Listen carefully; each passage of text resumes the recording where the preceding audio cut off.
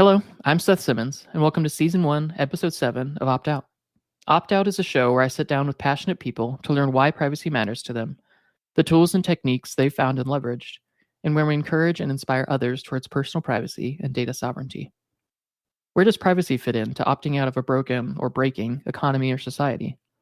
How can we build parallel economies using privacy tools?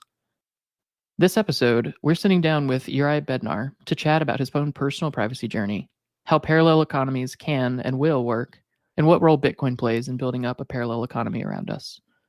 Welcome to Opt Out, Juraj. Thanks for coming on. Thanks for having me. Yeah, I'm really, really glad to be able to sit down and chat with you today, especially on the topic of parallel economies.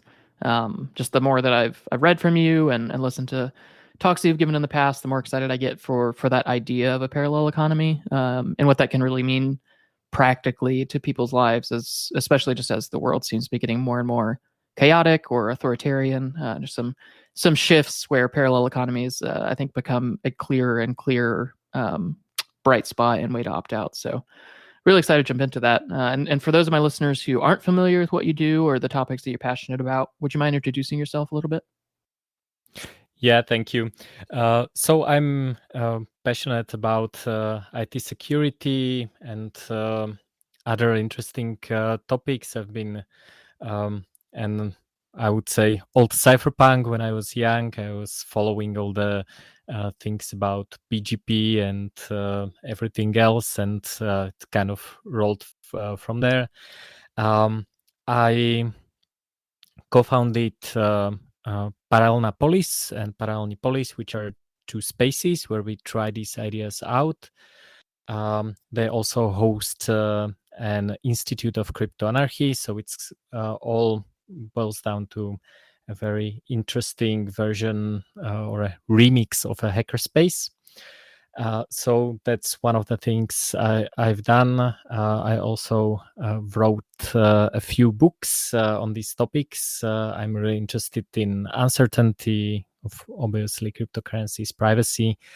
I wrote my first book about the privacy things in, I would say, 2002. So quite a long time ago, and I've been just going through it lately because it's been sold out, and I published just a version for people to kind of see what we were talking about, how we were approaching privacy back then. So most of my books are in Slovak language, so unfortunately encrypted for most of the listeners, but I'm working on an English book as well. A classic type of encryption. Yeah. And what was it that woke you up to the need for personal privacy?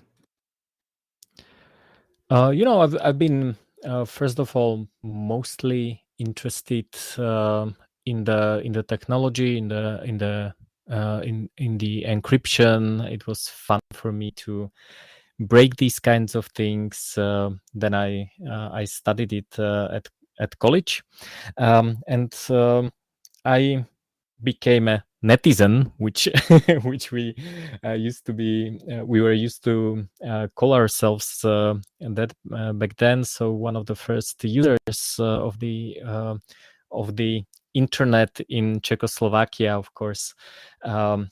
In the US, people have been online for a little bit longer, but I had to wait until the communism fell down and we could connect to the internet. And I've realized that nothing is encrypted. If you know what to do, you could listen to conversations, you could see what people were searching, what they were downloading. You could pretend to be someone else. And on one hand, it was very interesting to play with these technologies, but on the other hand, it was also interesting to see the implications for the, I would say, social structure on the internet. What does it mean if someone is anonymous? Are they, nicer, or are they jerks? Or how does this apply to, I would say, relationships between people? And it was our world back then. I, of course, had great friends in the real world, but for me, it was interesting that I could interact with, a professor from Finland, and because we were talking about code and geeky stuff, they didn't even know that I was, 12 years old guy or 12 years young guy.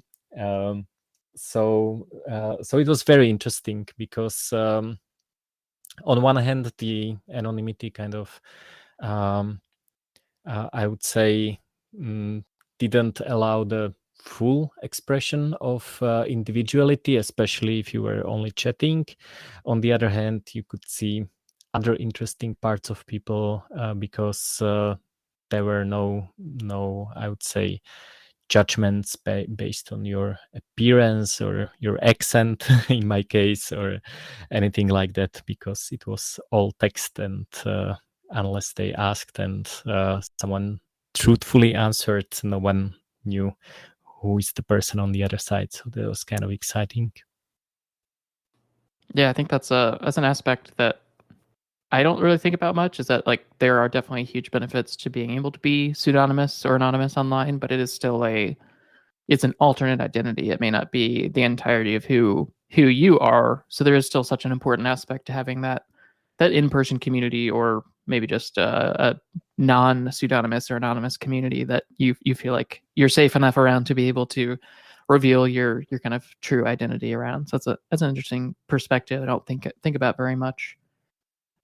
I think it's also morphing. I would say, I'm not the same person I was when I was 12, and you probably are not either. And I would probably not even enjoy having a conversation with my younger self. So that there's also the question: what is the true identity? If you even know what it is, and maybe you can have more than one. So Yeah.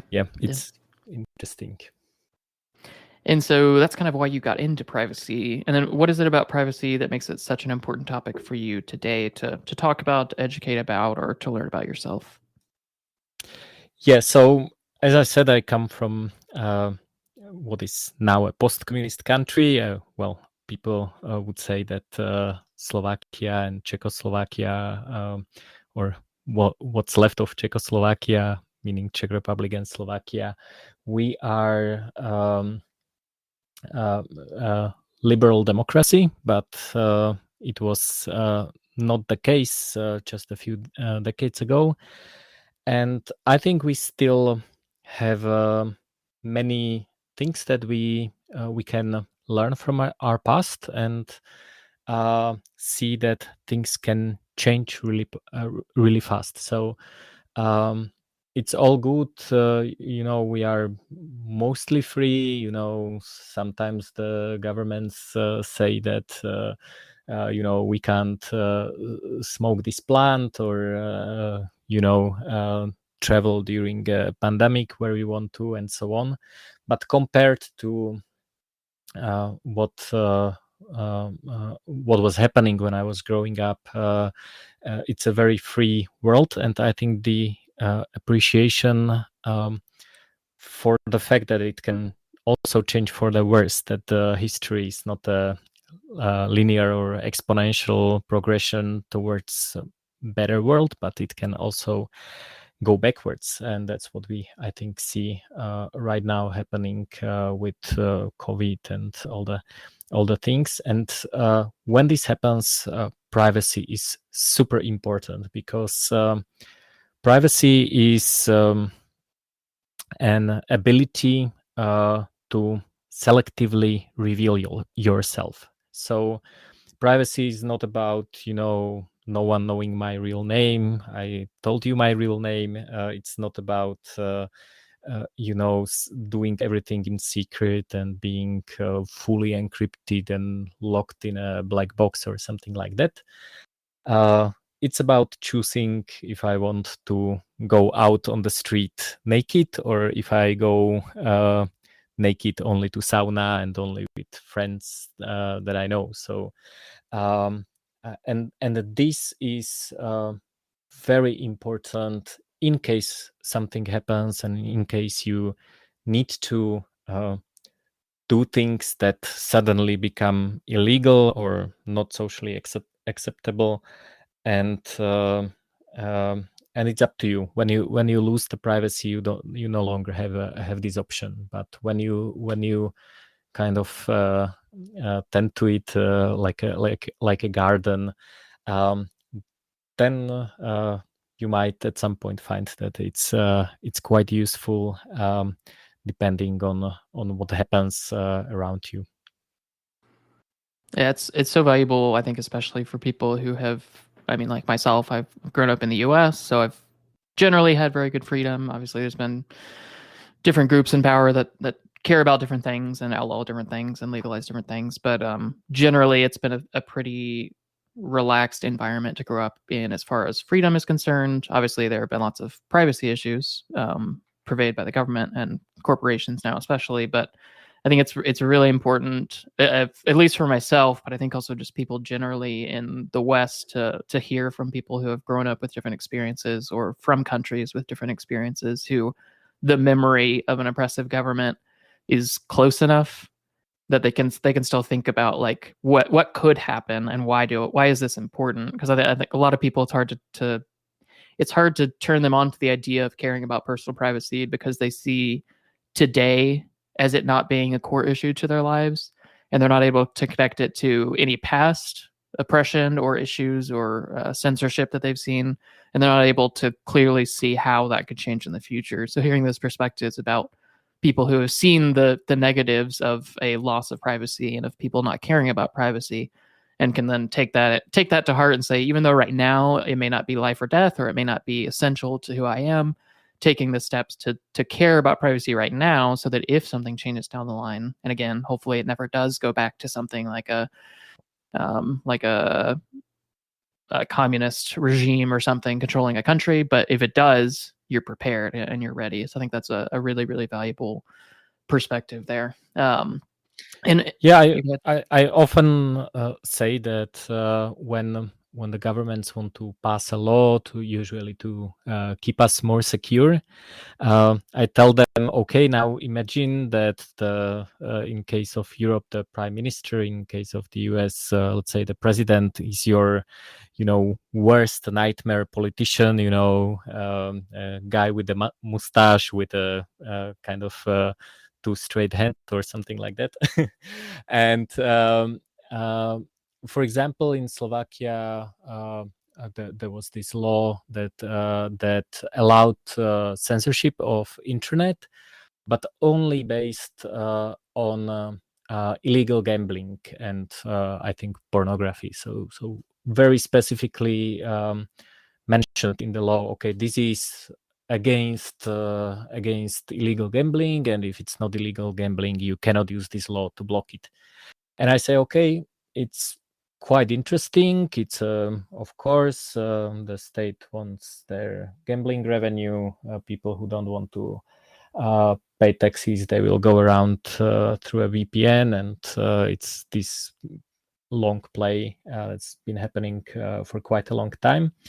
But now the internet service providers had to build the infrastructure. They have this big red button, and they can turn off any website.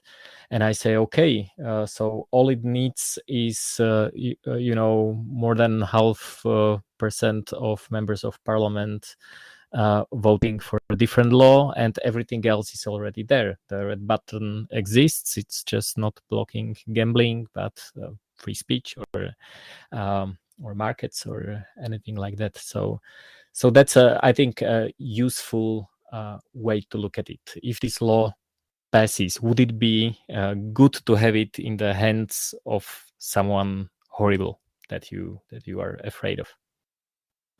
yeah, that can be especially powerful. I think in the US, as everything is so, I mean, I'm sure it's like this in other countries. Obviously, I'm speaking from personal experience here, but just seeing how people kind of view their party or their candidate as like perfection, and they like to think that they're only doing things that benefit you, and then they view the party or candidate that they don't like as just like pure evil and always looking to do the worst things. So when the candidate or party that they do enjoy is putting in laws that they feel like protect them, or maybe that hurt the other party or candidate or other political viewpoints, they cheer it on and they're all for it, but they don't think about the ramifications of that infrastructure is in place now. So what happens when the other party or candidate takes over and they have access to those things that you're cheering on right now, and they turn those tools against you or against the political ideas that you care about, or that kind of thing? That can be a very powerful tool to shake people up and make them realize, like, you may like how the tool is being used today, whether or not that's actually being used for good, but you may like what the tool is being used for today, but that could change very rapidly. Yeah. And what's a common myth about personal privacy that you've run into? Very common one is I don't care because I don't do anything bad or evil. And that can come and bite people. I think one of the good instances, if we talk about cryptocurrencies, is I'm saving in crypto. I am willing to pay the taxes when I take out the profit, so I don't care about KYC and all these requirements to identify myself, to say that, for example, to report how much crypto I have and so on. And again, the first thing is, of course, the same approach as we mentioned, and that is okay. Let's say the taxes are now 20%. What if they become 90%? Would you think the same? And your current intention of taxing something doesn't unless you can predict the future and can say, okay, this is how it's always going to be.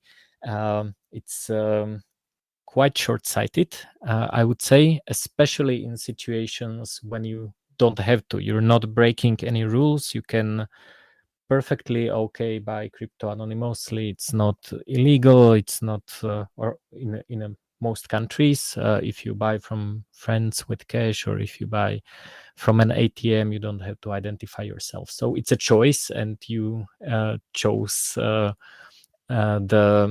not so private, maybe cheaper, maybe more convenient way of acquiring the crypto. But it can bite you, and you don't even need to have some evil interest or something bad that you are willing to commit. Of course, the other problem is, which comes to the things that people don't realize often, is that in this case, your enemy is not the government, but also private parties who can extort you, and so on. So in the US, you have the FATCA reporting law. In other countries around the world, it's the OECD CRS, Common Reporting Standard, which most of the countries in the world, with notable exception of the US and maybe Paraguay and a handful of other countries, signed. And this is a standard similar to, or international agreement similar to FATCA for the US, which forces institutions, exchanges, and so on to report your account balances, your some of your transactions, and so on. So my question is, okay, I buy Bitcoin on, let's say, some regulated exchange. They, of course, want to have access to the banking infrastructure, so they have to comply with all these CRS and FATCA rules. And what happens is that they report at the end of the year what happened with your account. There's a data structure that is, in case of CRS, standardized, and this exchange will send this information to my tax office. And even if I don't fear my tax office, I'm a hodler, so I'm not selling any crypto, so I don't have to tax anything, which is not a problem. I don't really care if these guys know about my crypto that much, or I don't need to care. Practically, I do care. But the problem is, okay, someone with a big fat envelope or a suitcase come to the tax office and they say, okay, give me a list of people who bought crypto worth more than, I don't know, $50,000 or $10,000, or any crypto at all. Select it from the database. Here's the suitcase. You can buy a fancy new car or something like that. And these people that are working in these tax offices, I don't know about the US, but in Europe, they're not the best paid people. And there have been cases, for example, in Netherlands, where people were being, I would say, violently forced to reveal their private keys, and I don't know where they got their information from, but this is an obvious easy leak that can happen. So the myth is that I'm not doing anything wrong. I don't need to care about privacy. I have to tell you I am not doing anything wrong. I'm a good person, and I don't intend to cheat or do something bad to the society. But I do care because the society can change, and there are people who can abuse this private information. Yeah, I think it's a really good distinction. Oftentimes, when I'm talking about privacy, especially on this podcast, I do kind of focus on government or capitalism, like surveillance capitalism, that type of thing. So I'm usually thinking about government or private company actors being the problem. But that is a really good point that oftentimes privacy could also just affect us from that kind of $5 wrench attack that we talk about in cryptocurrency, where, yeah, you may have secured things well and have things down, but if you've put all that data out, we put down your ID and passport and a picture of yourself and home address and everything, if that information gets leaked by that cryptocurrency exchange or by that tax office, or if, like you mentioned, someone buys that information and gets access to it, you could be a target because you've chosen not to protect your privacy, even though it's not a government or a company that's coming after you. It could just be somebody who wants access to the money that they know that you have because you did not choose to acquire it privately. So yeah, I think that's a really important aspect. And I think what people don't really understand is the extent that this information is shared. So if you go to the PayPal website, for example, and you go through the terms and conditions, they have a list of companies they can share your information with, and at least on the German PayPal website, which kind of covers the European market, they have a list of more than 100 institutions that they can share your financial information with. And it's not all state institutions. It's like the credit rating agencies, marketing agencies. So you can have they can target advertisements better and kind of make them more personal. There are risk rating agencies. There are all these KYC and background checking registries and so on. And it really sparks like fireworks. It's not, I always imagine, okay, if I use PayPal to buy something, it's not most people think it's the receiver of the payment that learns information about you, obviously.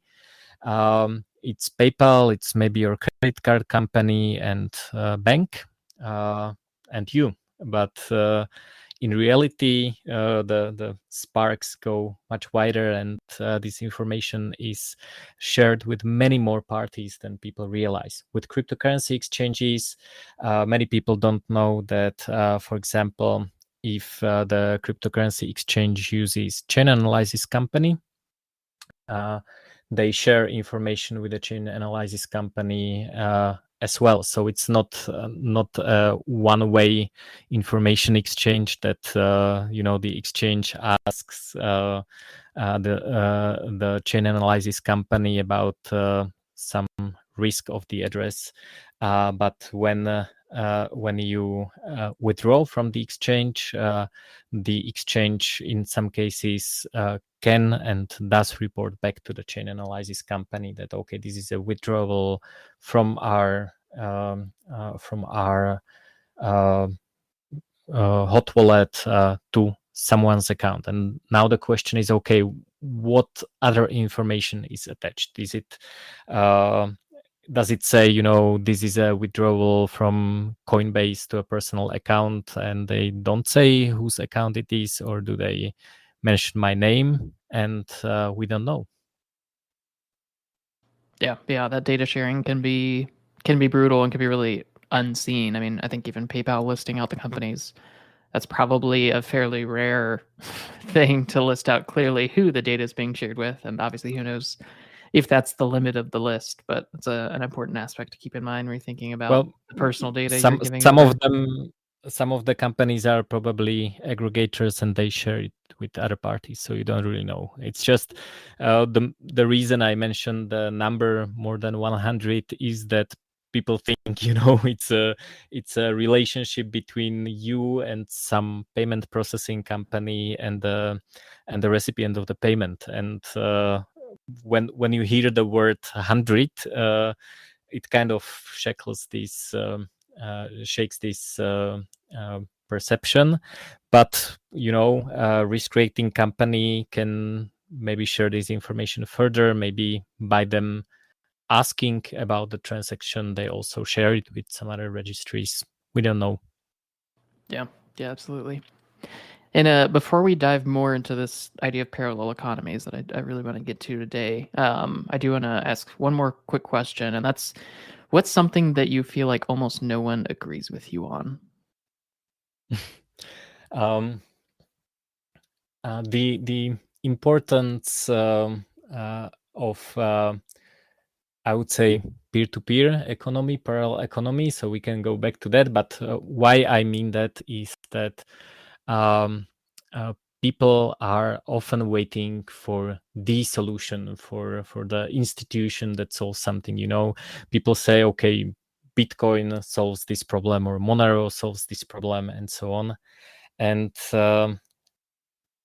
I think when we have some problem in the economy, in our daily lives, or in particular in cryptocurrencies, we are waiting for the next project to solve that, for a beautiful solution.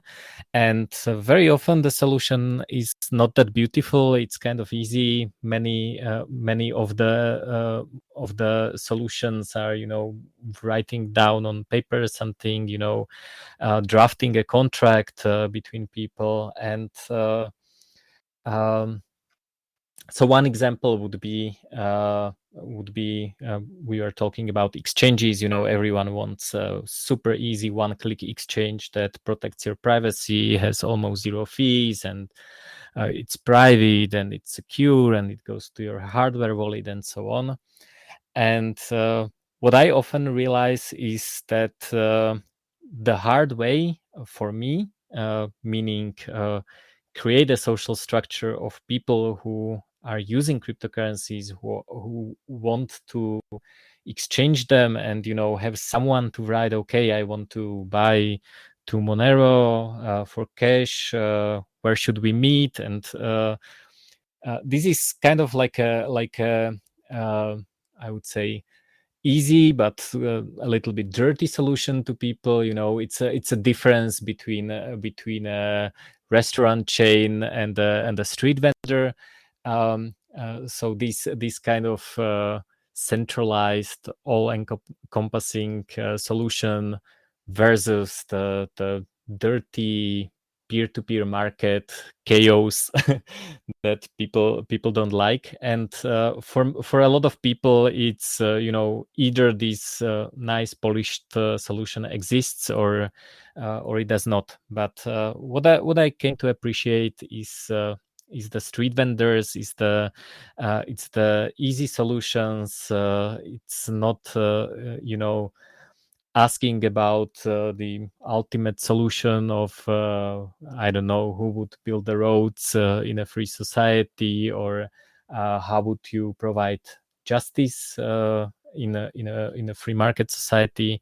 Obviously, I'm a libertarian, so I'm interested in these things, but I think that crypto anarchy brings us more down to earth, more to what people are actually doing, instead of creating these philosophies and possible future market structures.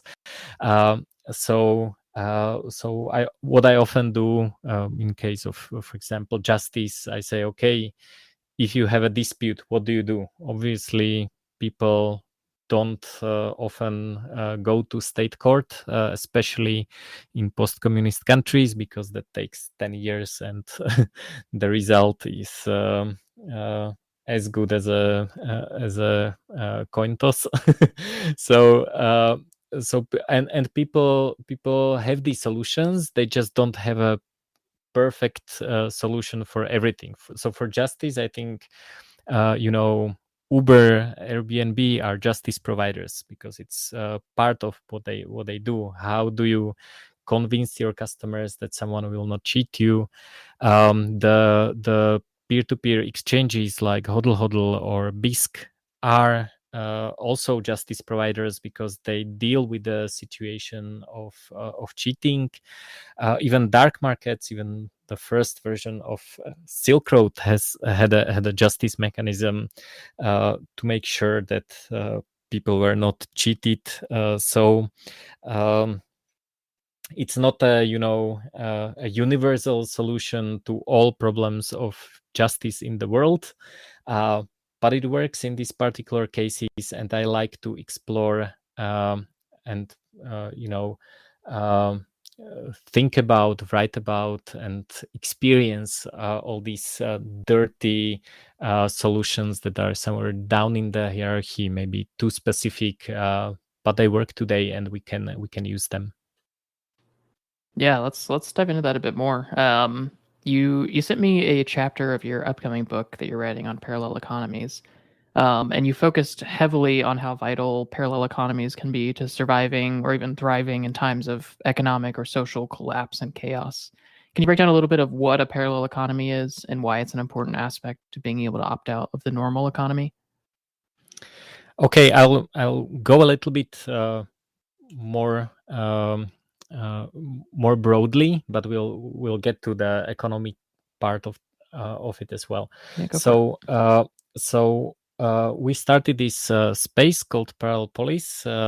Polis not as cops, but as a Greek word for a city, or the small social structure. So with an S at the end, and this was invented or wrote about a guy during communism in Czechoslovakia, and the reason was that there was this attempt of intellectuals to reform, not cause a revolution, but to kind of convince the government to not be as evil as they are. And they failed spectacularly. So this guy realized, okay, now we have basically only a few options. I can escape. I can find a way to cause a revolution, which can be expensive and bloody, and maybe it wouldn't work out. Or I have a third option, which is I create a backup society. I create, like Elon Musk is talking about creating a multiplanetary species. It's the same idea, but on the same planet. So what these guys were doing is, for example, there were some allowed concerts and bands and some that were not allowed. So okay, they created a structure for these censored or not allowed bands to play in secret somewhere. You needed to send your children to a mandatory school, and this school was teaching Marxism, Leninism, and I would say a little bit brainwashing the children. Of course, you couldn't say, "Oh, fuck you, communists! I'm not sending my children there," because then you would probably go to jail, and the children would go to a state orphanage or something like that. So you had to do it, but there was no real way to stop you from saying, "Okay, Saturday, 5 p.m." in the kitchen of this guy, there is going to be a talk about Western democracy or Austrian economy, which was a sci-fi back then. They didn't know too much about it, but any other topic that was contrary to what these children were taught in school. So they could do it. Of course, they had to tell the children to not talk about it too much, but they could create this backup parallel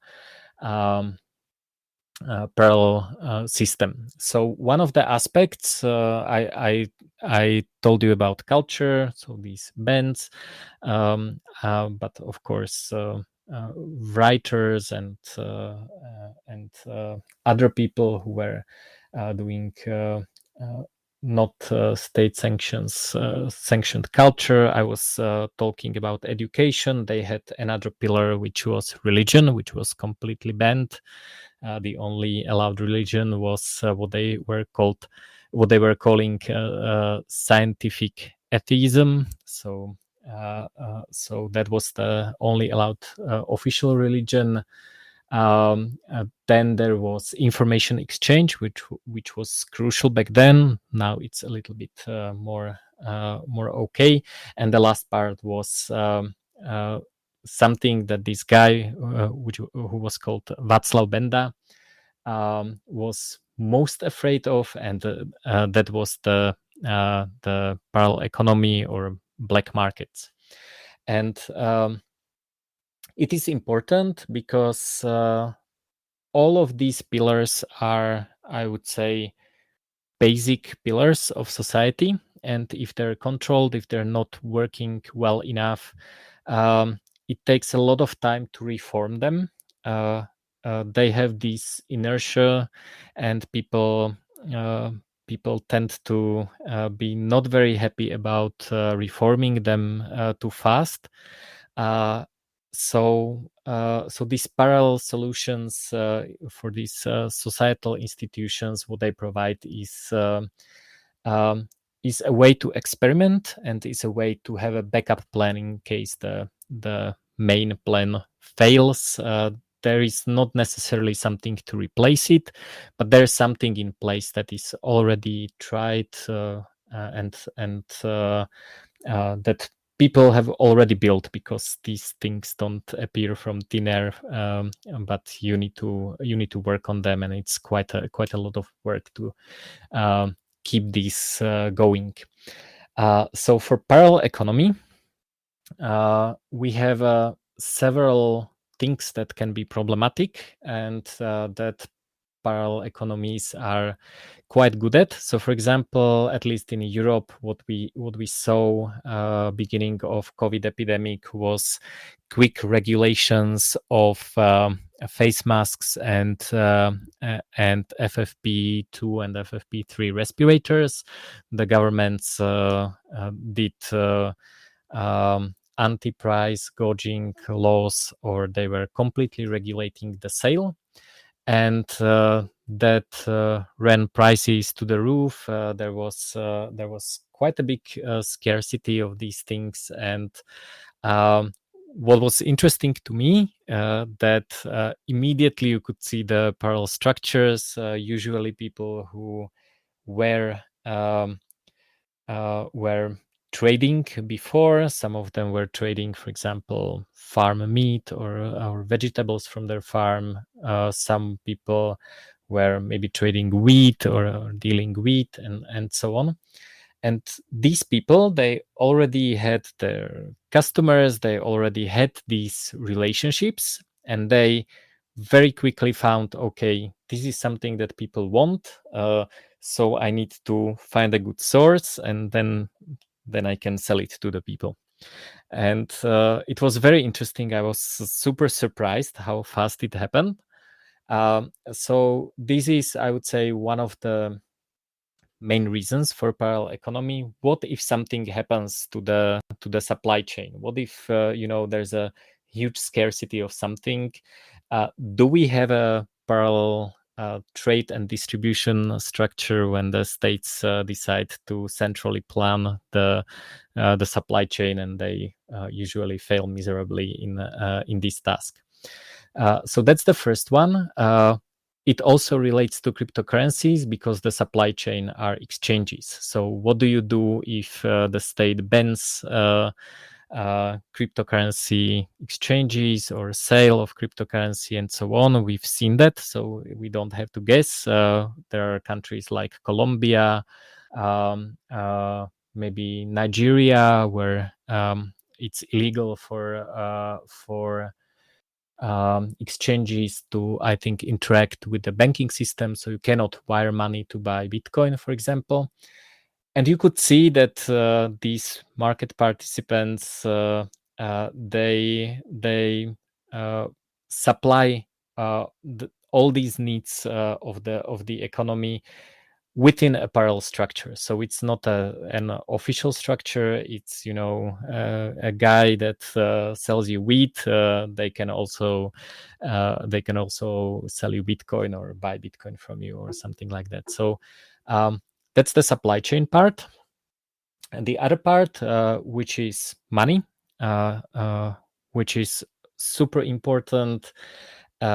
And you maybe want to have money that is not easily inflated, maybe a little bit private, maybe not censorable. All these features that the current money systems are losing in the name of fighting tax evasion or tax avoidance, money laundering, and all these horrible keywords. I think they're breaking the system. I like the name. My friend, who is an economist of the only true school of economics, which is Austrian school, he says that money is a database, a memory of good deeds. So if I do something good for someone, I get a record in the form of money in this database. It is in a way distributed, decentralized, but often corrupted.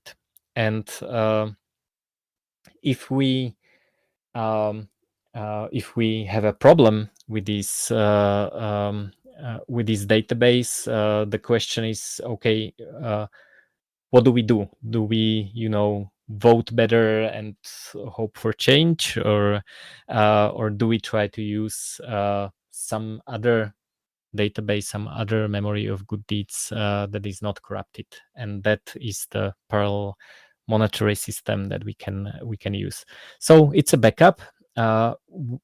One last thing, and then I'll let you ask another question. Is that there is a difference between an alternative and a parallel economy, and the difference is crucial. An alternative is something that you're building with the goal of replacing the primary one, which is not what we are doing. I don't think we can tell other people what to do. I'm not comfortable with people, used to US dollars or euros, telling them, oh no, US dollars is, you cannot use it anymore, and we are going to replace it.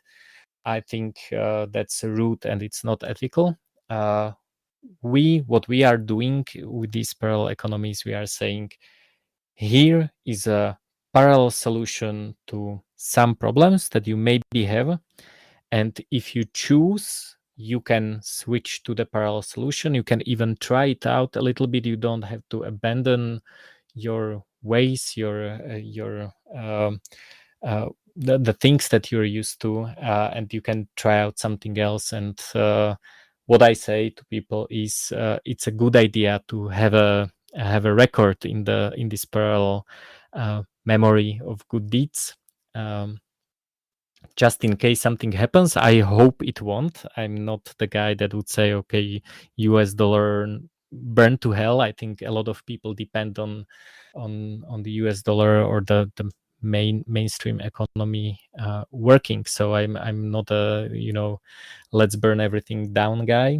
But I tell people, I think it's a good idea in case something happens to have a record in the parallel memory. Try out parallel education, culture, communication, and see, maybe you find some good use for it. Yeah, I think first off that idea of a memory of good deeds being what a money system is, I think is a really fascinating one. That jumped out at me when I was reading through that chapter. Is just that I think the language really kind of evokes the idea of what money really is, and I think it helps to hit home why it can be important to go ahead and at least get familiar and comfortable with cryptocurrencies specifically. I know Bitcoin is your focus, Monero is my focus more, but they serve similar purposes, and just people going ahead and getting familiar with those, getting a little bit, learning how it works can be an essential way that they can be prepared, at least on the monetary side, for if a parallel economy is something they need now or something they need in the future. So I think it's really essential. And I love your idea of how parallel economies are very different from an alternate, because I think, especially for me, the more I learn about cryptocurrency, the more I learn about how the world functions, the more I learn about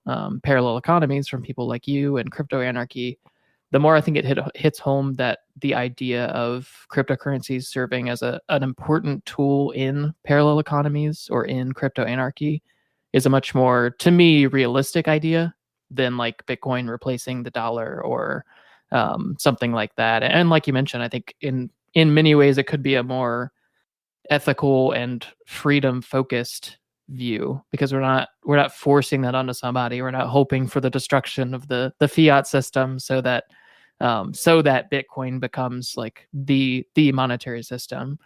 Even though maybe if that happened, there would be some good there, but there would also be a lot of destruction and a lot of collapse and a lot of ruined people.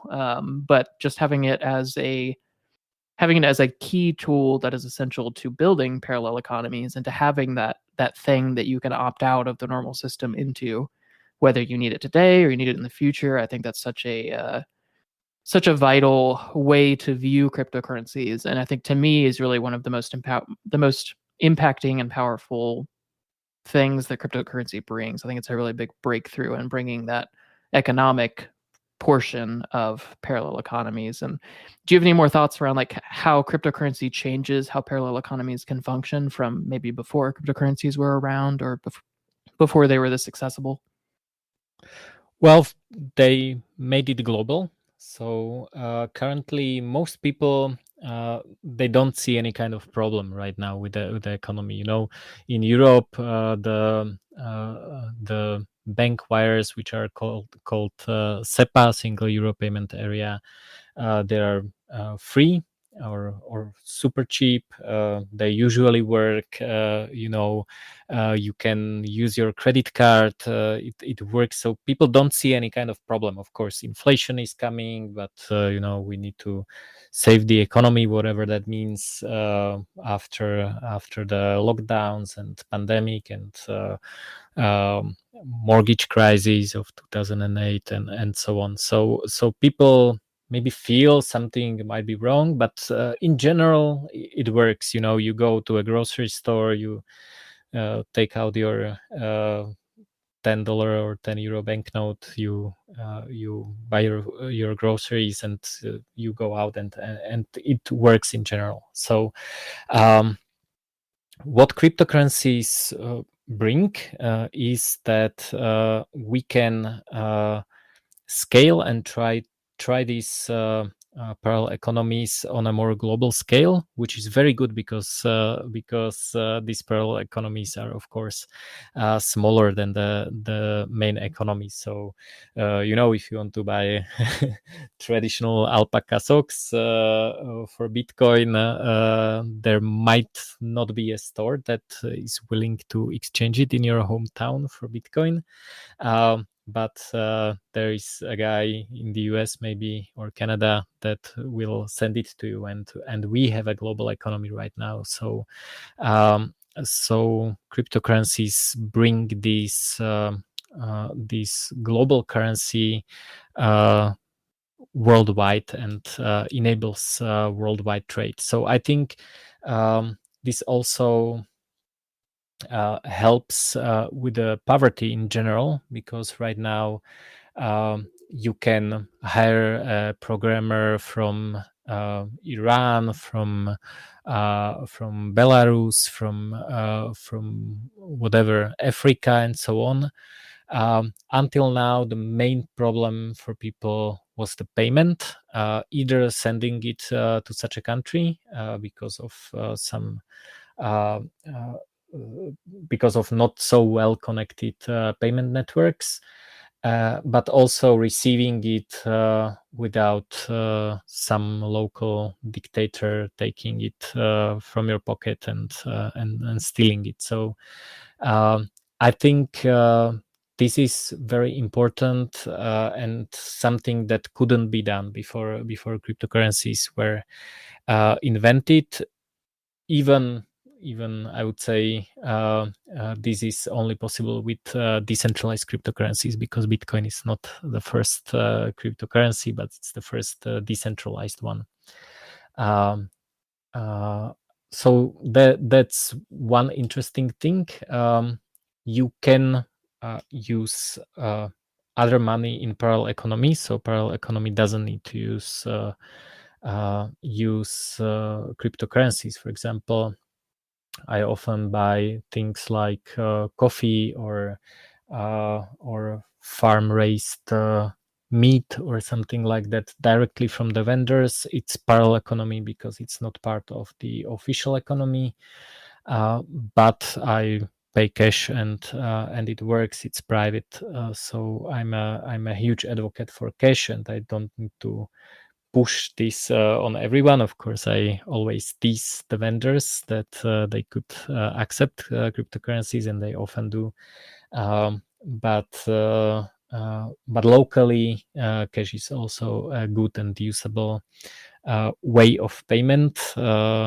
It's private, it's uncensorable, because you can you can just hand a banknote, a bill to someone, and it just happens. There's no third party involved.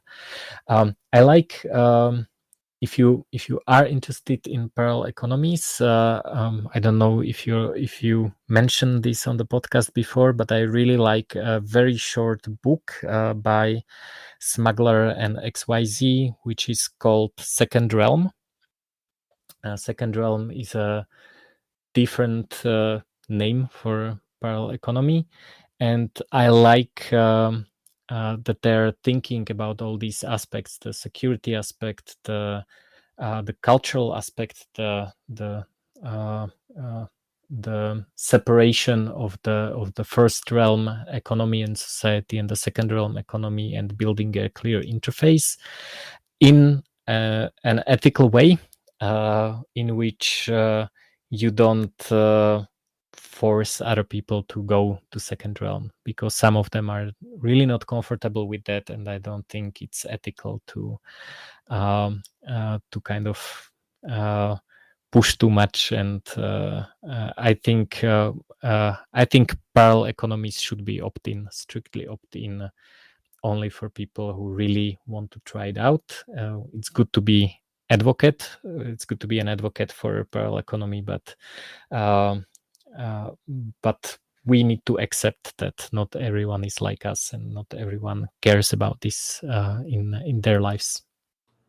Yeah, absolutely. It's not something that most people are going to wake up to, or at least that most people are going to see the need for before there's some kind of major event that makes them think about some other way to get the produce that they're used to, or the groceries that they're used to, or something like that. But in the meantime, important for those of us who do care and who do know to be building out those things, to be a part of that parallel economy, and to be educating around that so that we're ready in case of that. And there were two kind of key roles that you talked about in parallel economies in the chapter of the book you sent me. The first I want to focus on is something you called, and I'm sure I'm going to butcher the pronunciation here, but ethical Vekslaks. I'm gonna roll with that. Yeah, well, that was perfect. Oh wow! I'm proud.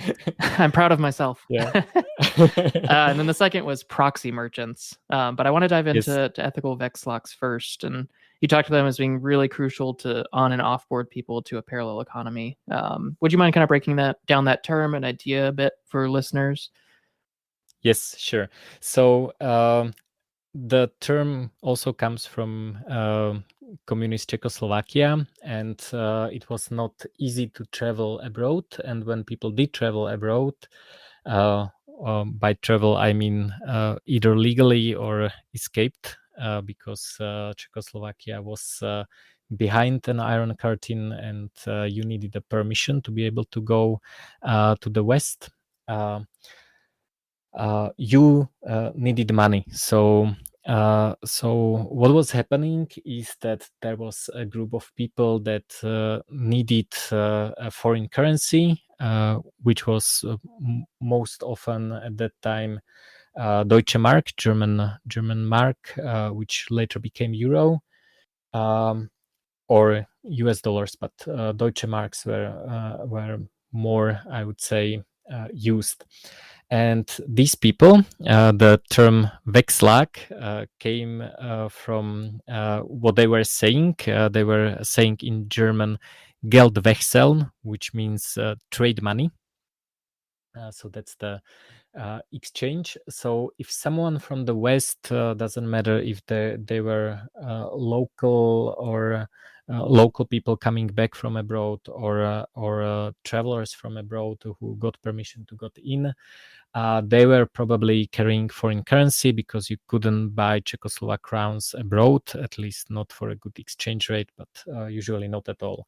So when people entered, they needed a local money, and they needed to exchange it. Of course, there was an official state exchange, but that was on one hand more expensive, and on the other hand it was not private, and some of these people didn't want the government to know how much money they have.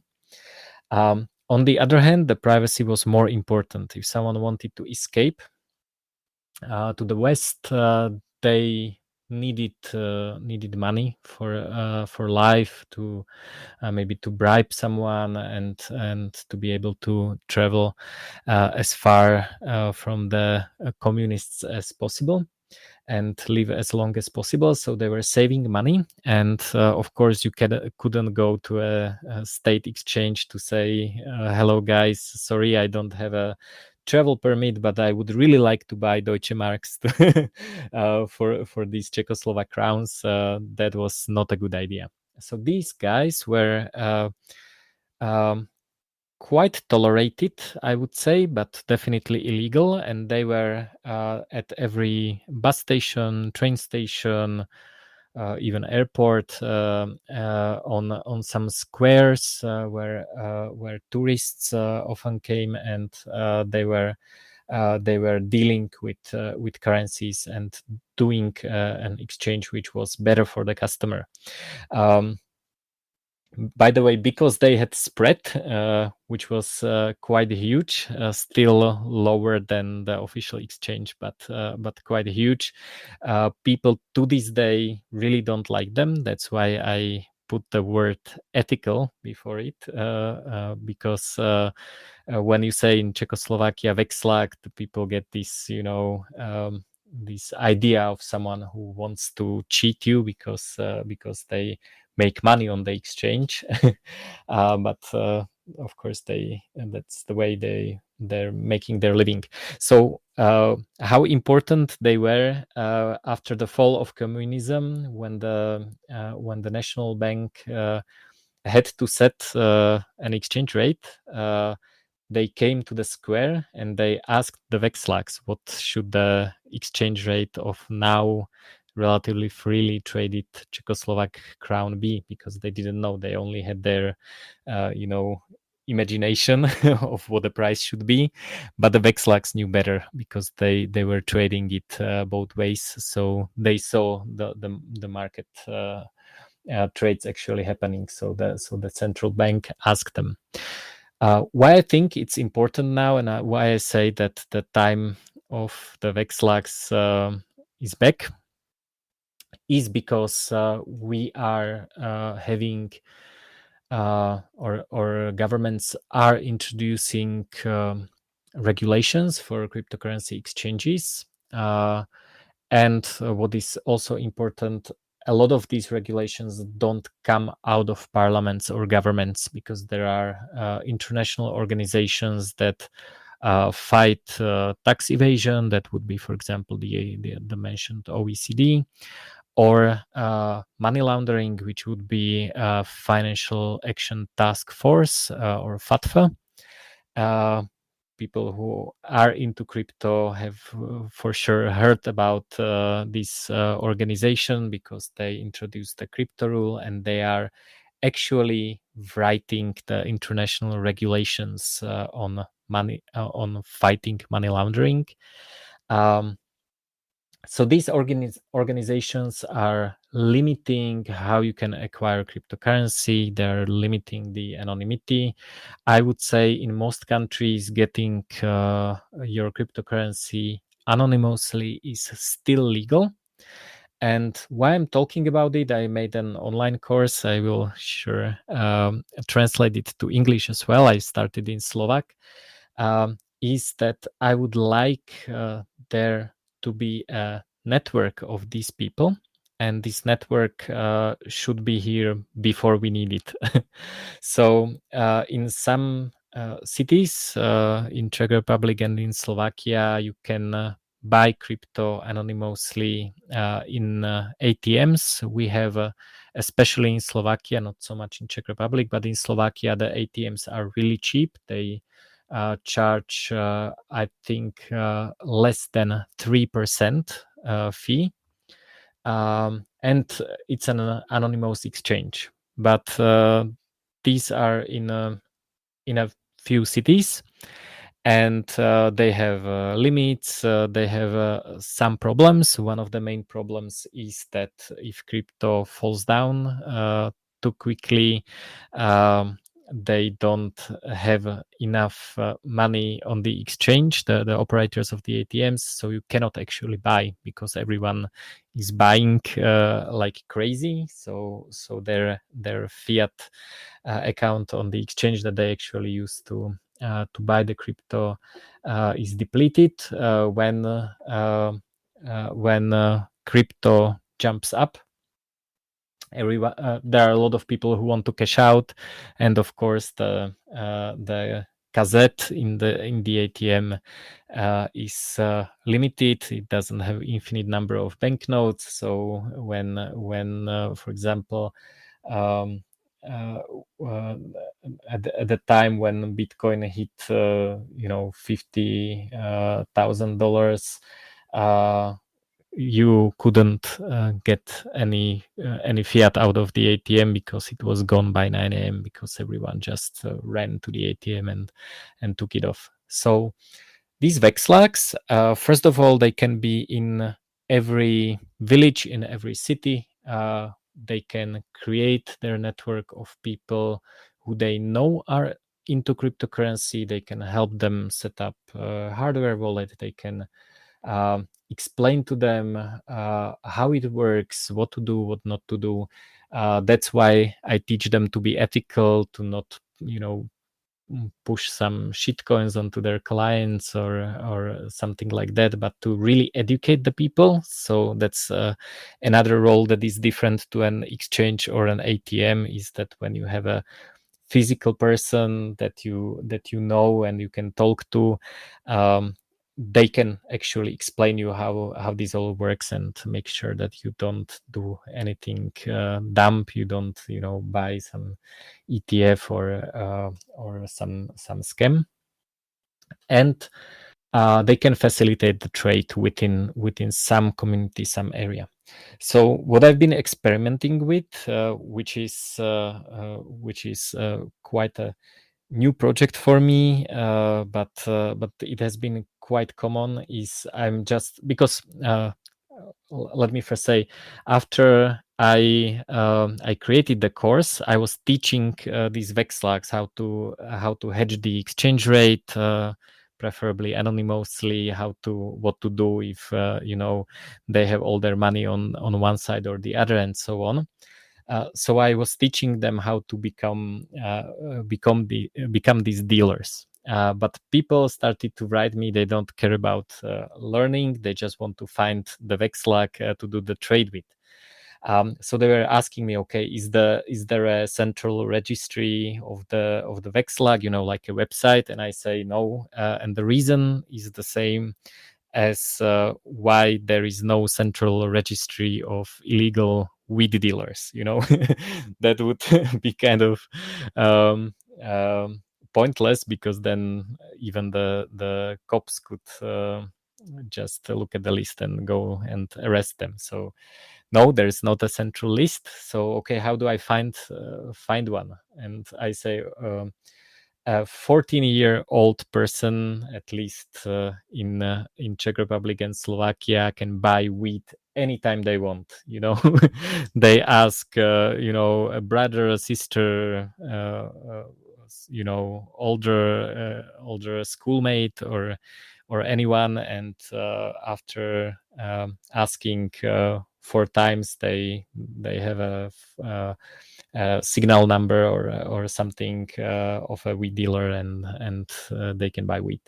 So this same structure, which is what I was saying, it's not a super nice registry where you click, okay, I'm in this city and I would like to buy Bitcoin for $500.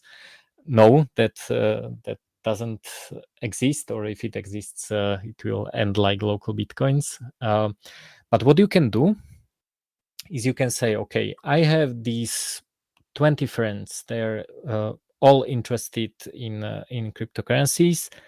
Let's create a signal group, or Threema group or something like that. Everything except WhatsApp and Telegram, because they're spyware.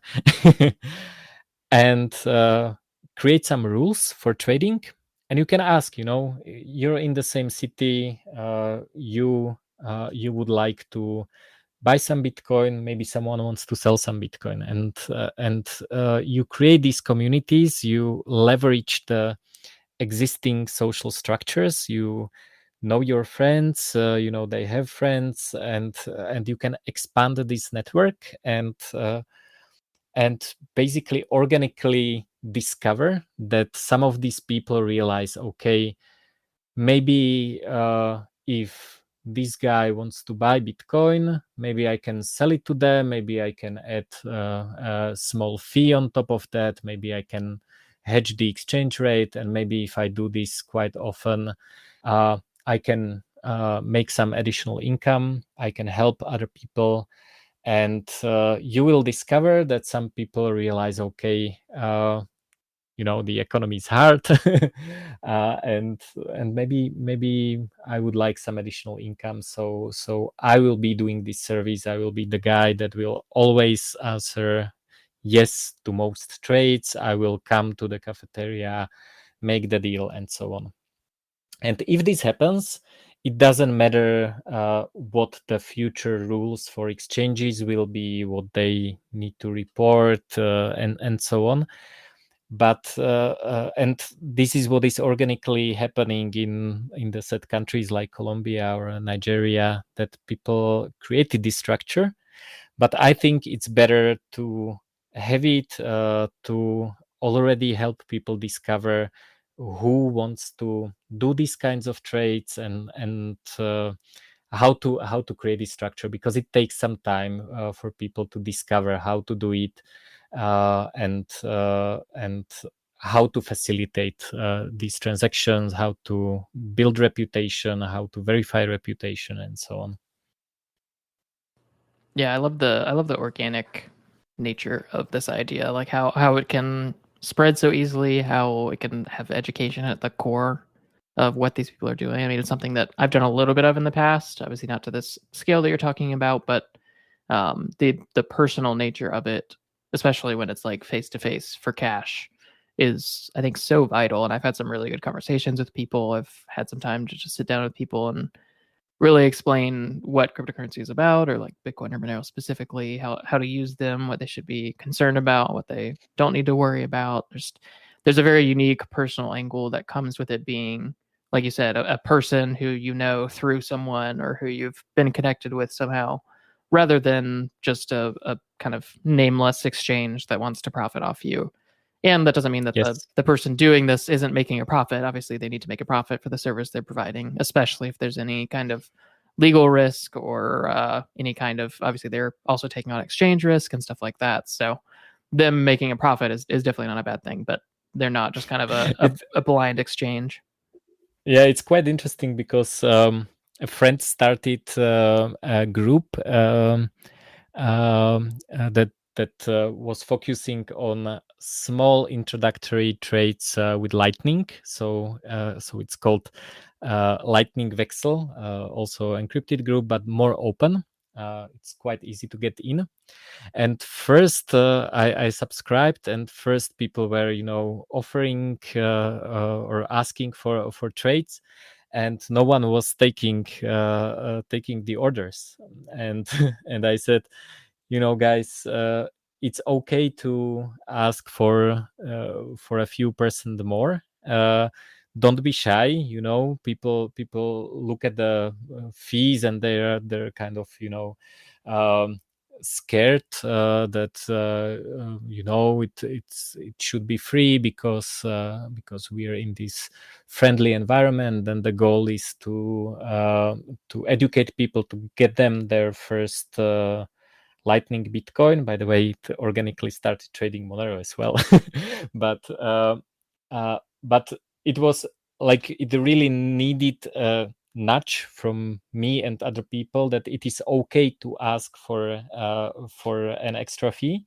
And I also told the people that were asking for the exchange to say, okay, tell them that you will pay 2% more, and maybe that will raise the probability that someone takes the offer. And now it's standard. Now it's quite often the case. What is really interesting that people have been offering other forms of fees. So two of the funniest were, of course, a little bit of homegrown wheat in addition to Bitcoin, and the other one was that was also really interesting, was a directory with pictures with Bitcoin memes. So it doesn't have to be fees, but you can tell people that it's okay to incentivize the trade. If you see that I'm asking and no one is taking the offer, okay, so maybe you're on the wrong side of the trade. Maybe everyone wants to do what you're doing. If Bitcoin goes up and you want to cash out, it's understandable that people don't want to buy expensive crypto from you, and you need to incentivize them. And it's I was surprised that you needed to tell it to people, that it was not natural to them. They were kind of shy to do this. And I mean, especially if people want this type of thing to persist and to keep going. I mean, the people who are putting in the time and effort and money to becoming an ethical Vekslok, like they need some way to recoup the things that they're putting in. I mean, maybe some people can afford to do it with all their time and money and not make a profit, but generally the people are going to need something that keeps them into it, that keeps them able to dedicate that time and effort. I mean, they're providing a non easy service to provide. Like, it's not necessarily something that's simple and anyone can pick up.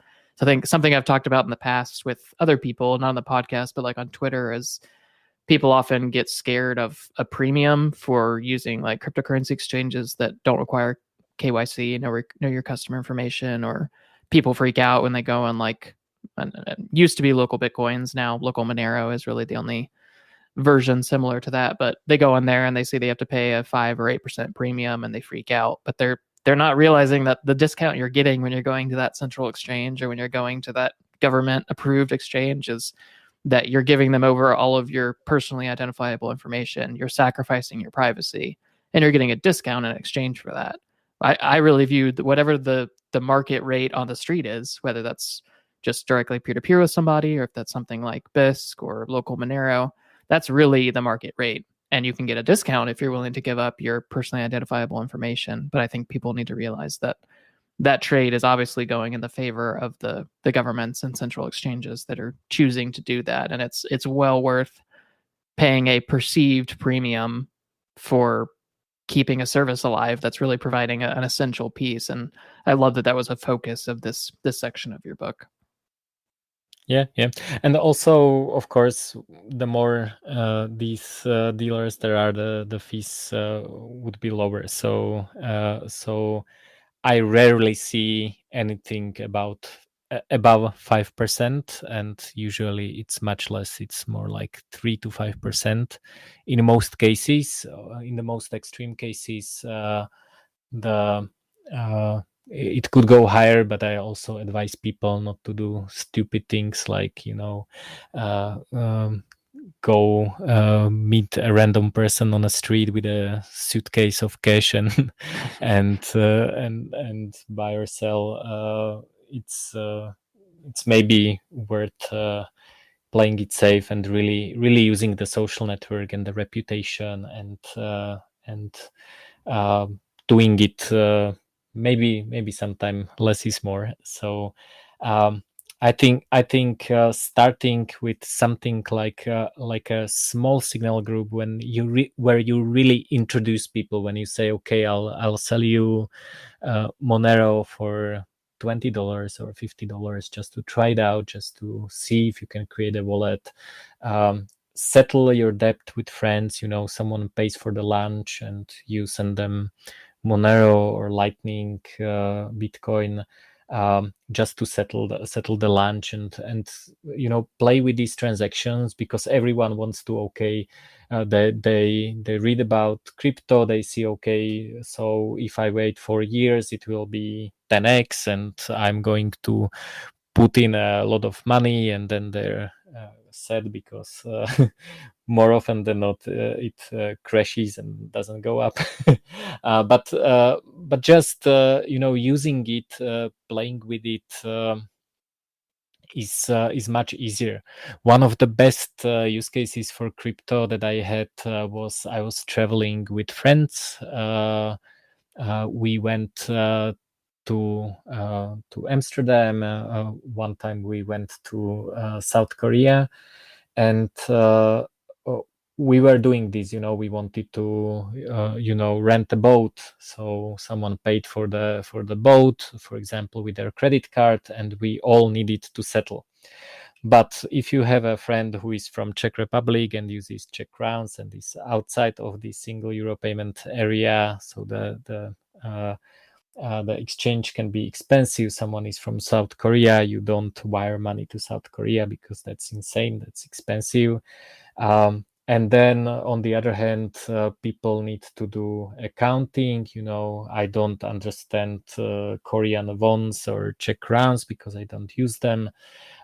So normally, in normal case, it becomes quite difficult to keep tabs and to settle it, and or you have to handle a local currency, which is also local banknotes and so on. So what we did is we decided on the settlement cryptocurrency. Everyone created their own wallet, which they didn't need to do anything. They just installed the app and created the private keys. Then we were just showing QR codes. If I wanted to request 20 euros because I paid for lunch. I typed 20 euros. The guy who was thinking in Czech crowns, because he's from Czech Republic, they didn't need to do any exchange rate calculation. They scanned the QR code, they hit send, and that's it. No international transfers, no currency conversions, no local banknotes wherever we were, and so on. So I think these super easy use cases among friends are the most important, because that's how you can do it. You do transactions. You don't just save and hodl, but you can try it out. You can see, okay, with Monero, I paid one guy and I don't have any other output to spend, and I need to wait 20 minutes.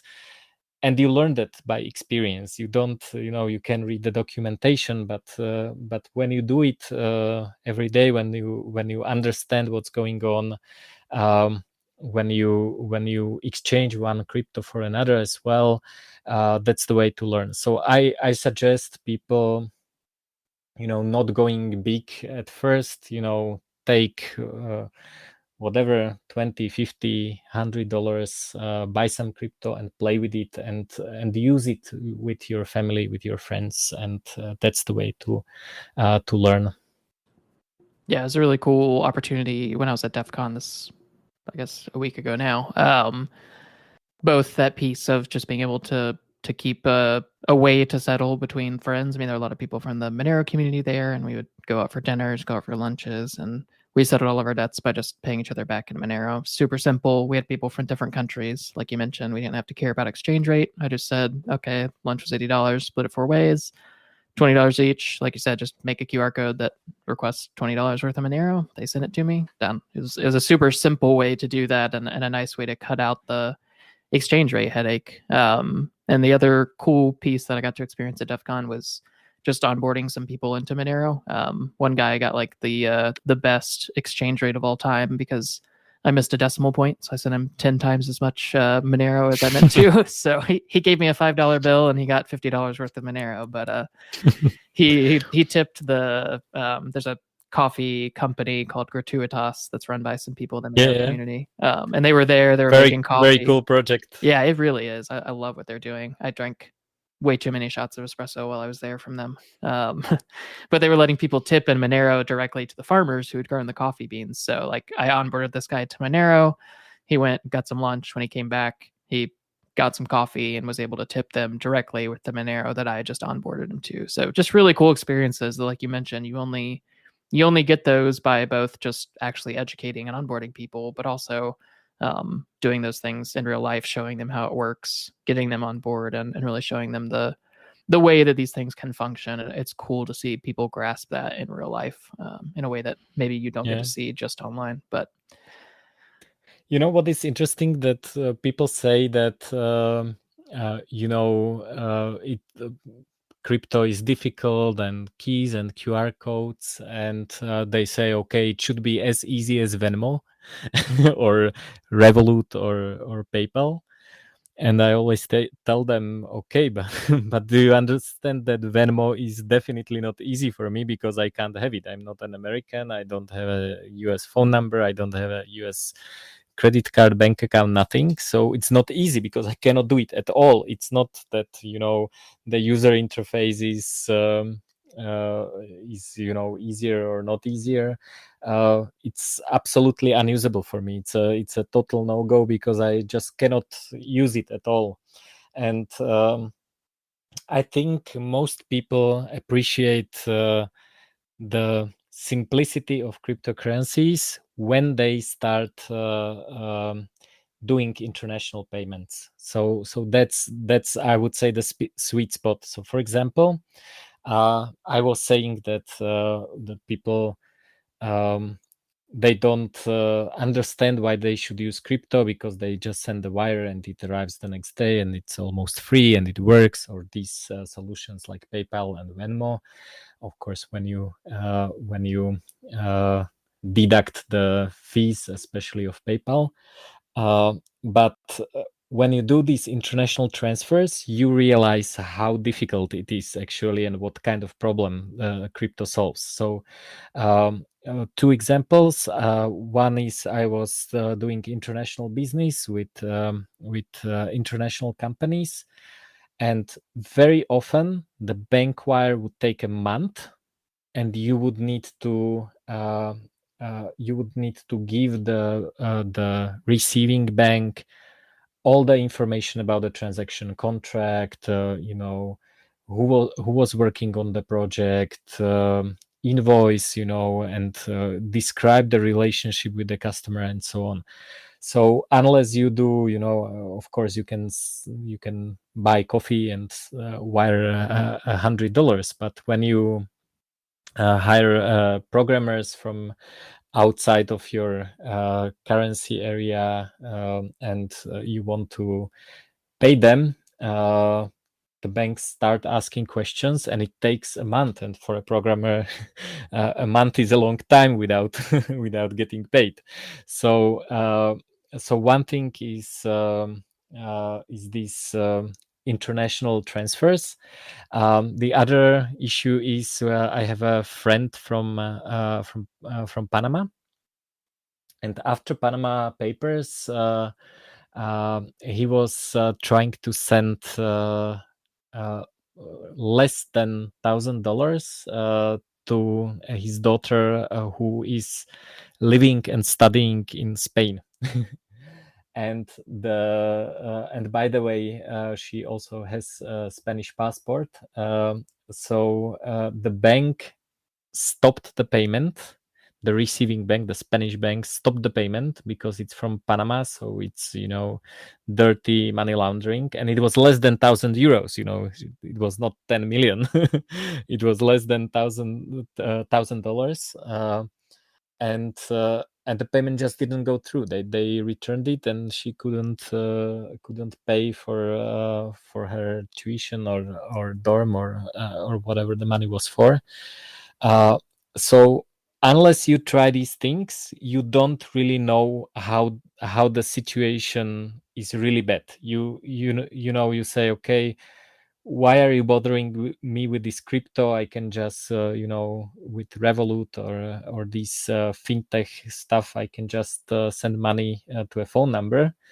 And I say yes to a person living in the same country using the same currency, and if it's not a lot of money, you can, and it works. But for other things, the crypto is just more user friendly today. It's not a vision of the future. It's waiting for a Monero miner to mine my international transaction for the payment for the services that I buy, versus waiting for a month for the transaction to arrive to the supplier, and submitting all the documents and going through all that harassment. It's a no-brainer. Like Monero is definitely more user-friendly than international wire between business entities that are not from the same country.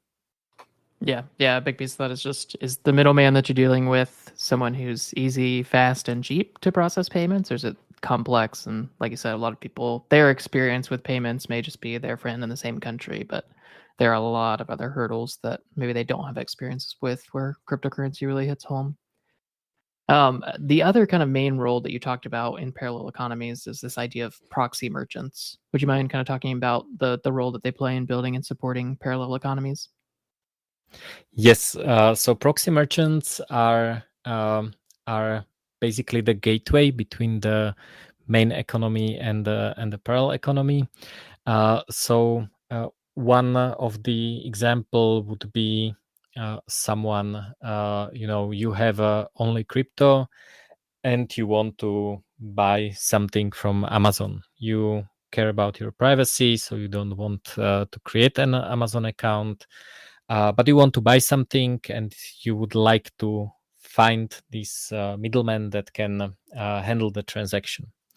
But these proxy merchants can be much more.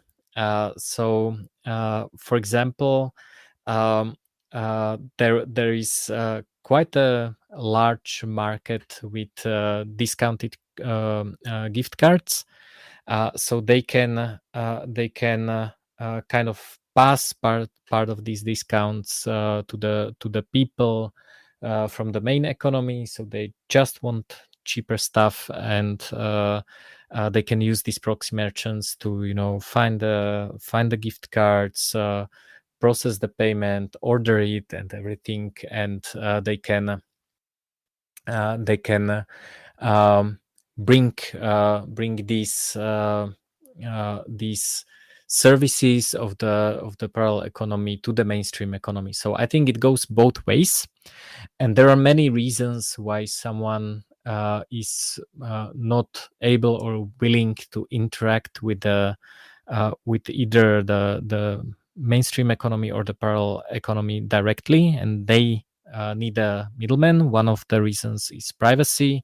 The second reason is that they just don't know how to do it. So it's a skill issue. It's if I want to buy a solar panel for my grandma, she will certainly not go and contact the Vekslaks to buy Bitcoin and order it on some store. She needs someone to do it for her. So it's a very usable service. And also the other way around. So, for example, I was talking about the shortage of FFP2 respirators. What didn't happen was someone from the mainstream economy going to the parallel economy, buying them where they were available, and selling them to the mainstream economy. So if there was a hospital and there was a shortage of these with medical goods, they were not able to buy it because the mainstream economy doesn't have access to the parallel economy. So they need a proxy merchant that can do that, and it's a very useful service because it's a difference between not having the medical goods and having them. So it's quite important. Another thing is that the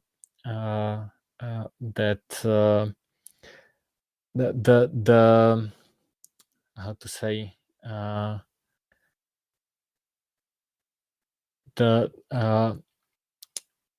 you really want a liquid market.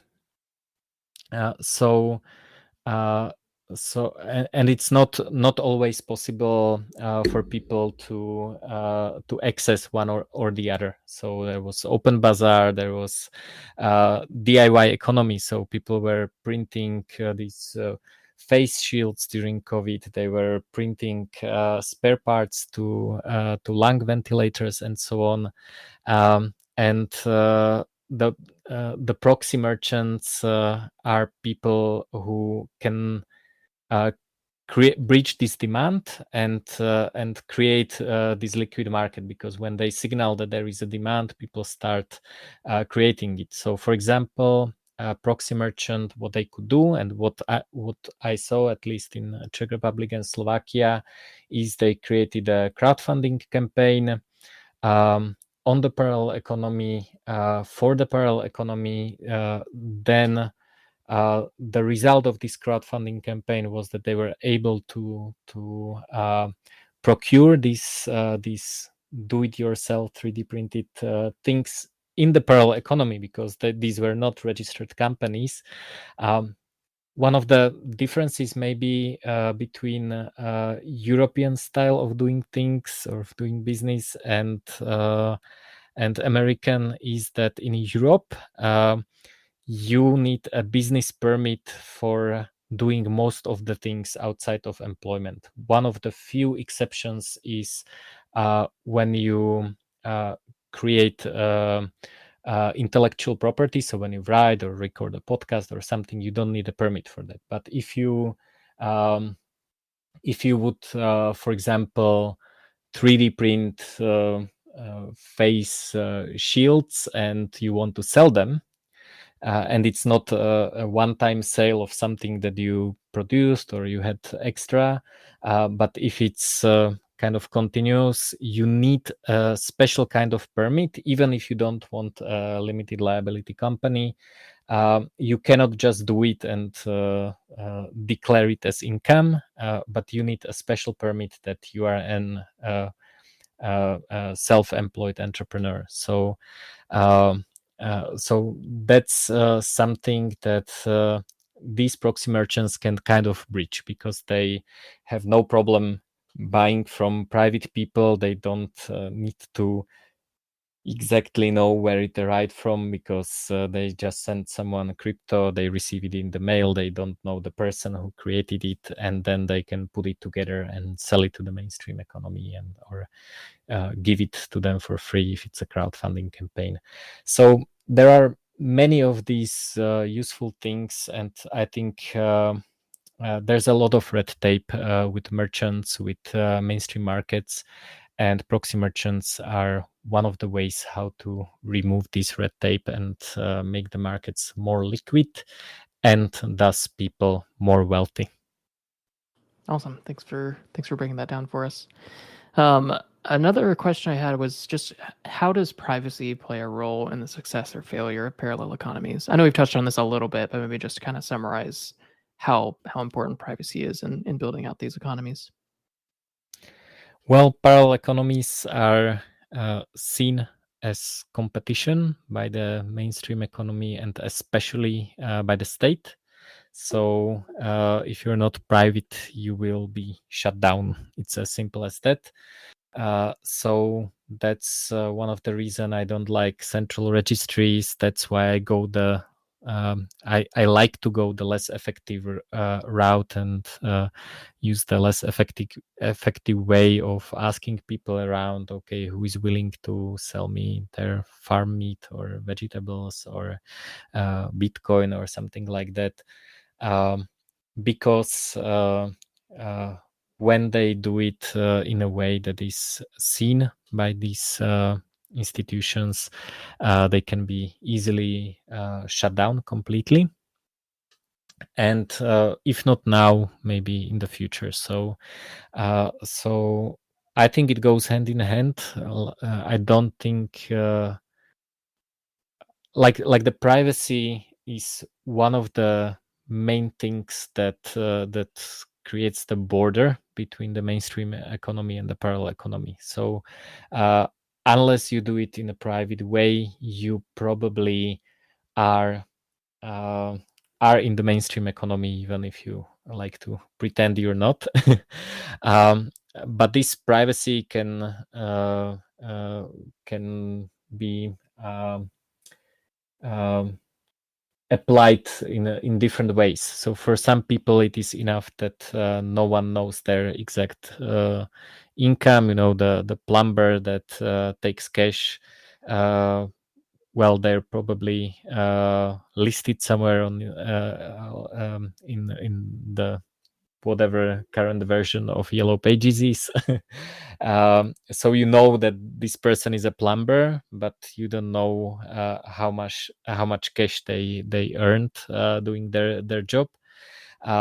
So they can be said that, or it can be said that part of their income is in the parallel economy. It's not black economy. They're not doing anything hardcore. They're just doing their job, and maybe not declaring all their income, and thus they are forming this parallel economy. For others, it could be complete darkness, complete privacy. Again, my most used example, as you probably heard, is the weed dealer. They're definitely not listed anywhere, and depending on the situation about wheat in different countries. They take precautions. Some of them use burner phones. Some of they do drop deliveries for prepaid orders. Some of them you meet, some of them you don't meet. So it's a wide variety, but once they set up a shop like a dispensary in the US and they smile from behind cash register, they're no longer part of the parallel economy. So I would say that that privacy is one of the borders that shows you if this is a mainstream economy or parallel economy. So it's a very important piece of the parallel economy. And the last question I had around parallel economies for you is, again, something I think we touched about here and there throughout our discussion today. But how can the people who are listening to this take active steps towards connecting with and supporting a parallel economy? Trade. And it's very simple, but not many people are really doing it. When you meet people, it's you talk to them. Okay, what do you do? And when you realize that they're good in something, that they have a unique ability, hire them, buy their products in the parallel economy, and also participate in it. So for example, we have a group. Also, this one is on Facebook, I think, even, and it's just a flea market for crypto, but people are selling stuff they don't need. So it frees this stuff, old computers, printers, hard drives, whatever, cars even. They can turn stuff that they don't use for crypto. So this group is strictly crypto only. It doesn't matter what kind of crypto, but there are no fiat deals, and people learn to participate in the economy. The second thing would be to kind of build these social structures of the parallel economy, because it's not parallel economy is not about the trade you make. It's not about your friend who grows organic meat or vegetables that and you trade with, but it's about this discovery process, and discovery not only of prices but also of the vendors or of the people you can exchange with. So the first super easy step is create a really simple maybe signal group. I really like signal groups, but you can use Threema or Element or something like that that is encrypted. It's not public, so you need an invite to get in, and just ask your friends, your family that you like and that you trust in some way to participate and to introduce and bring new members. And when you create these groups, they are really nice because they ignite interesting discussions as well. So it's not only about participation of the in the parallel economy, but also about growing together and exchanging information and exchanging ideas. But when you do this, you really are creating this fabric of this parallel economy. So it's not the people that but the whole kind of the tree of people that you can invite. And when you do this, what happens is that, for example, you create two groups. You live in one city, but you grew up in another city. So you create one group with your childhood friends from the city where you grew up, and you create another group in the city where you currently live. And what happens is that sometimes someone in one of the groups will have a request, and you can proxy it into the other group. So you can become this connector that enables the trade and grows the tree. So of course, you cannot have a signal group with 1,000 people, because then the reputation breaks down. People are chatting and it's just insane, and people just leave. So you need to make them small, but you don't need to participate only in one, and you can become this connector. And when you start doing this, so creating so first trading, second creating these small trading groups, I would say. Then routing among these trading groups and helping people do mutually beneficial trades.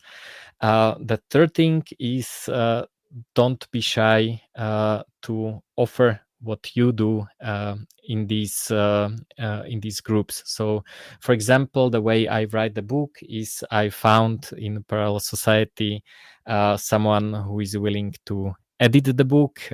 It's a different person for Slovak and for English version of the book. I found in Parallel Society a person that is doing the graphics design. I found people who are willing to distribute it in some cafeterias and so on. And this is all peer-to-peer relationships with people that I know personally. I can opt out from the old school corporate version of doing things, of bosses and hierarchies and so on. And you get this entrepreneurial experience. You are not shy about asking for a premium. You are not shy to of hiring people, and you just become embedded in the parallel economy, and that's how you build it. You use it day to day for many things. Of course, I shop in a standard grocery store as well. I use the mainstream economy as well, because it's very useful. It has it is good to have access to markets for a lot of my needs, but especially for things that are important to me, and that is people who I cooperate with. I think it's good to create these kinds of parallel relationships, and it also kind of shapes who you interact with. So if you have a strict rule of producing by paying suppliers in crypto only, you are 100% sure that the money doesn't come from some state subsidy fund, and you don't have to talk to bureaucrats and so on. So it shapes your environment, the people that you interact with. So it's very rewarding, I would say. So trade, build groups, connect groups together, and then become entrepreneurial in the parallel economy yourself. Yeah, thank you for breaking that down, and just this whole conversation about parallel economies has been really enlightening for me. It's something that's been kind of becoming more important, but there's not as many places to learn about it because it's kind of a niche idea at this point, at least. So thanks for breaking that down. And I love that just throughout the whole idea of parallel economies, really something at the core of it is just building relationships with like-minded people. That's Yes. really what undergirds the whole concept of a parallel economy, and the people you're trading with, and the relationship you're building are just building up this very strong community that can exist outside of the normal economy. It's a really fascinating concept. I think one that I think would hit home with a lot of people if they did dive into it. So I hope the listeners will take that seriously and see what steps they can take, like you just mentioned, to dive into that. I do have a couple more just kind of normal questions. Obviously, parallel economy is really kind of the core of what I wanted to chat about, but have some questions that I talk about with every guest. So I'd love to get your thoughts. But the first one is just, what are some of the tools you use regularly to opt out that you'd recommend others to take a look at, and then why? Definitely Signal, PGP or GPG for communication. I'm also looking at Element. I think it's going to be interesting. It's an encrypted messenger that is distributed, so you can run your own server. It's similar to email. Then, of course, for crypto, I use Trezor hardware wallet, Monero wallet with my Trezor Model T. I use Lightning wallets because that's a good way to make cheap and private Bitcoin transactions. What else? For privacy, I like using tools to remove metadata from pictures. VPN, of course, Tor. I also I like uh, to kind of blur faces on some pictures, which is interesting. You mentioned DEFCON. I'm not sure how it's at DEFCON, but CCC and Parallel Police both have a very strict policy against taking and publishing photographs of people that do not opt in. So you need to ask them first, not no opt out, but opt in. And we're kind of being jerks about it, but it's quite interesting to teach people to ask if they can take a picture of someone.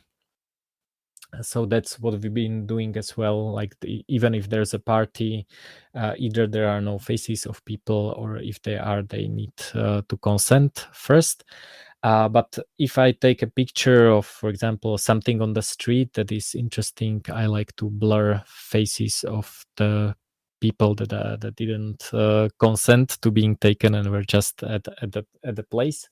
From the other side of taking pictures, a very good privacy tool is just your hand. If you see someone taking a picture with their phone or camera, is just put your hand in front of your face. Of course, What tool do you use for face face mask. blurring?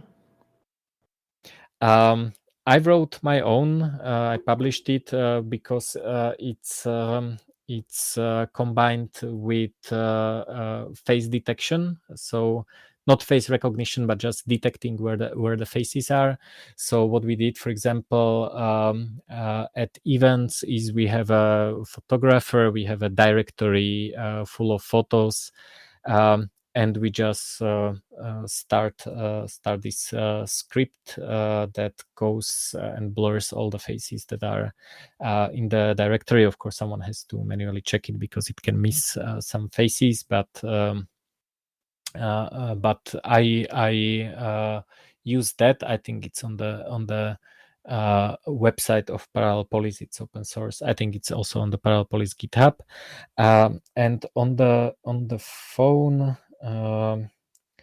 I don't remember what's the name. I used ObscuraCam, but I'm not sure if it's available anymore.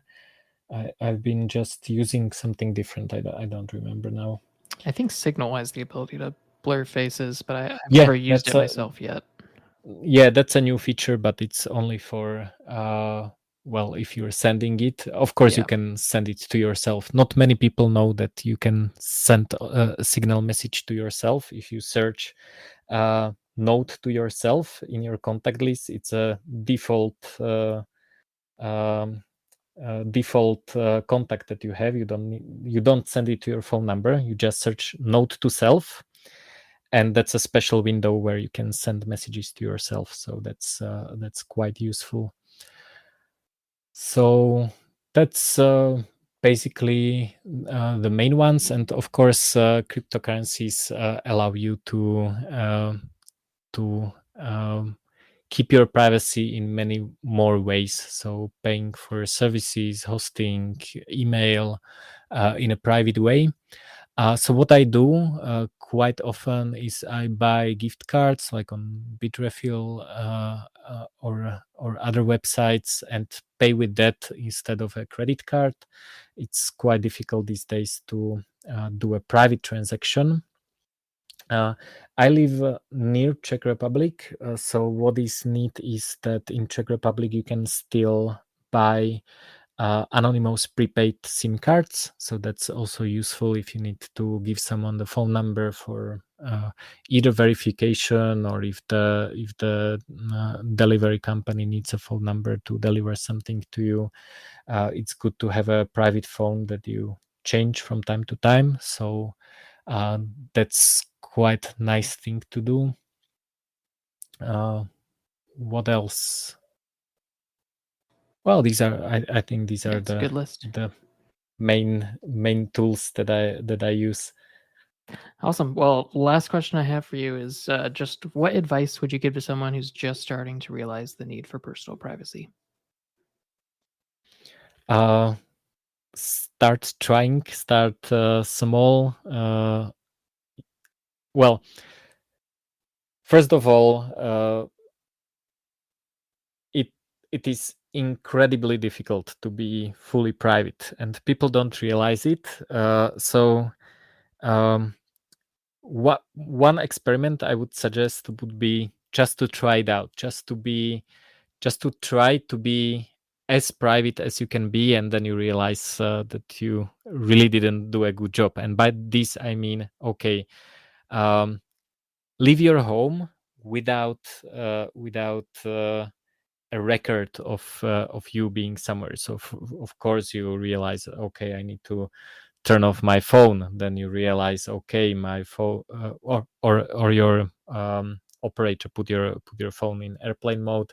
Maybe you use Wi-Fi. Then you realize that your phone connects to a Wi-Fi. Then you realize that maybe there are CCTV cameras on the street.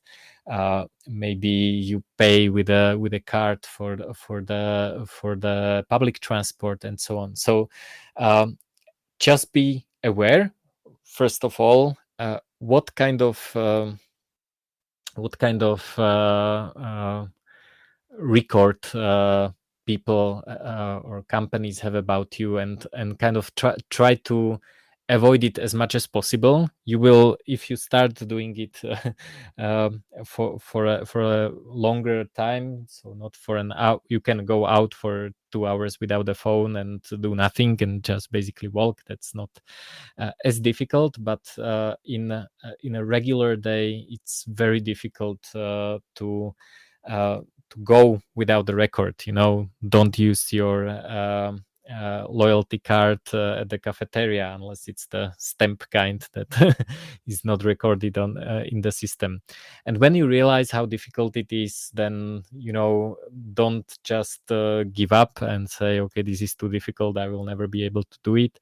But try to lower your blueprint that you leave. So one of the first things I would suggest is use or either switch or at least start using as a second account, maybe a more private email provider such as ProtonMail. Even if you don't want to mess with GPG, I personally use ProtonMail. I like it quite a lot, although I don't use email that much these days. More interesting stuff happening on Signal, and I don't have any colleagues to write me emails with reports.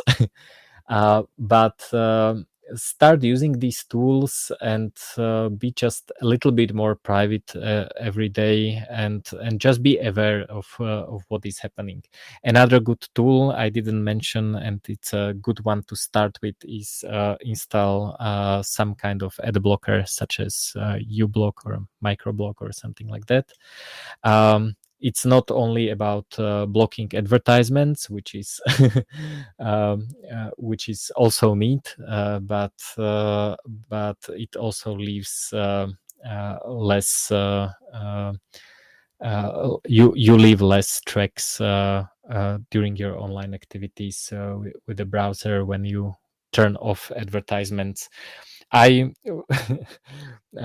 so used to blocking advertisements that I until a few months ago I believed that Pirate Bay is this very nice simple website with just one search box and two buttons and the logo. And then someone opened Pirate Bay on in their normal browser without an ad blocker, and I was shocked that it's so full of junk. So Yeah, I forget so how bad ads are when I'm like someone else uses a yeah, device that doesn't have uBlock Origin or something installed. I'm not even used to what that's like. It's yeah, ridiculous. yeah, yeah.